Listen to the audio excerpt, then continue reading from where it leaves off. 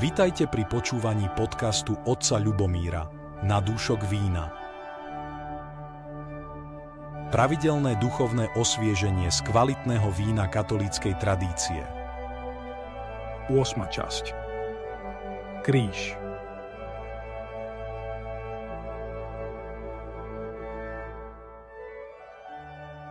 Hriešnú lásku, ako ju chápe svet, symbolizuje Judáš v noci zrady. Koľko mi dáš, aby som ti ho vydal do rúk? Lásku v jej pravom zmysle symbolizuje Kristus, keď o niekoľko hodín neskôr, pamätajúc na svojich apoštolov, hovorí priateľom Judáša zradcu: Ak ma teda hľadáte, nechajte ich odísť. Ak ma teda hľadáte, nechajte ostatných odísť. Láska teda znamená seba zaprenie. Akým máme telo a staráme sa o svoju spásu, láska bude vždy synonymom obety v kresťanskom zmysle slova. Láska sa obetuje spontánne, prirodzene. Tak ako oči vidia a uši počujú.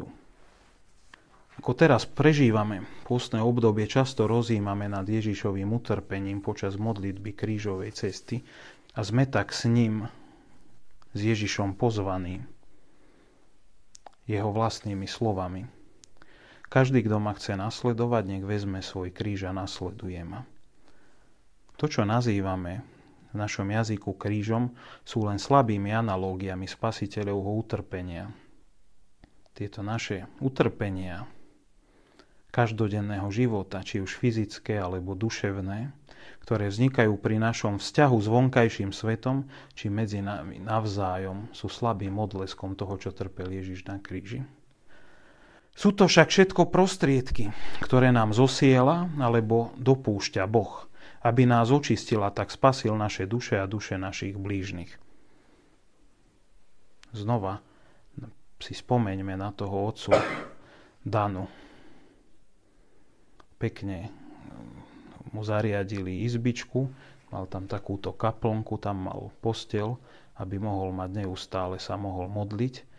Keď ho navštívil nejaký kňaz, tam slúžil svätú omšu pre neho. Že si aj zrežíroval svoj pohreb do poslednej bodky. Sa mu páčili kone, tak chcel byť na konskom, jak sa to povie, záprahu. Myslím, že 4 kone ťahali jeho truhlu. Aj pekne ešte v takých uniformách tí. A tak ho niesli, aby ho pochovali. Toto sú všetko prostriedky, ktoré nám zosiela alebo dopúšťa Boh. Ako píše Pavol v liste Filipanom, Ježiš bol poslušný až na smrť na kríži. Aj keď sme, bratia a sestry, urobili všetko preto, aby sme žili pravidelným kresťanským a duchovným životom, keby sme to všetko do detailu dodržiavali, to, čo aj vám odporúčam aj ja, alebo teda každý kresťan by mal rannú, večernú, svätú omšu, pravidelnú, spojeť všetko, tak samozrejme aj toto nás už stojí a tá obeta má svoje ovocie. Ale ešte v nás vždy ostáva veľa nevedomých nedokonalostí. Prílišná precitlivosť, ako sme o tom hovorili, duchovná pýcha, naviazanosť na náš vlastný úsudok, na naše vlastné túžby, na našu vôľu. Všetko toto, čo nám zabraňuje byť ozajstným obrazom Ježiša Krista, ktorým sa aj máme stať. Práve skrze kríž nás Pán Boh očisťuje, aby sme viac ako ten vzácny diamant, ktorý je potrebné obrúsiť.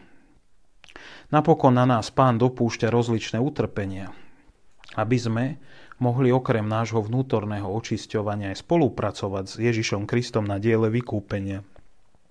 Napadá ma príhoda, ktorá sa stala Fultonovi Sheenovi, keď bol počas jednej svojej cesty, veľmi rád chodil aj do Fatimy, aj do Lourdes, hlavne do Lourdes teda.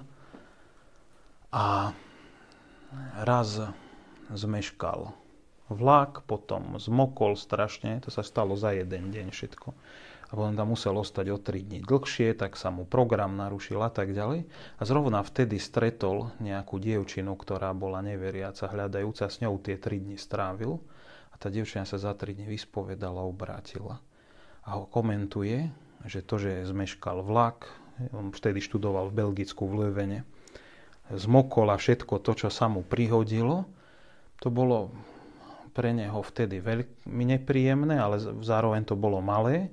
Ale to bolo to, že Pán Boh chce, aby každá duša bola aj takto vykúpená a my, aby sme spolupracovali.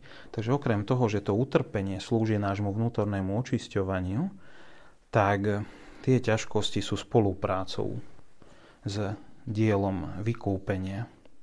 Svätej Ružene Limskej sa v deň jej obliečky zjavuje Ježiš v podobe sochára a žiadajú, aby mu pomohla pracovať na obrovskom kusi mramora. Tým mal na mysli, aby z nej mohol vytesať svoj obraz pomocou jej spolupráce. Je to skrze bolestné údery, ktoré musí trpezlivo znášať, aby z nej mohol božský sochár vytesať konečnú podobu. Obraz, ktorý z nej túži mať ako svoje umelecké dielo. Je to práve trpezlivé znášanie ťažkostí, trpezlivosť, ktorá je vlastná cnosť každého svätého človeka. Boh chce mať z každého z nás svoje umelecké dielo. A keď my odmietame s tým spolupracovať, tak napomáhame tomu, že sa z nás stáva karikatúra. Nové zamyslenia nájdete pravidelne každý týždeň na YouTube alebo podcastových kanáloch otca Ľubomíra. Podporte ich zdieľaním s vašimi priateľmi a pridajte sa k ich sledovaniu. Ďakujeme. Je zlé, keď pri modlitbe necítim útechu? Ako s Božou milosťou prekonať prekážky? To sa dozviete v ďalšom diele podcastu otca Ľubomíra.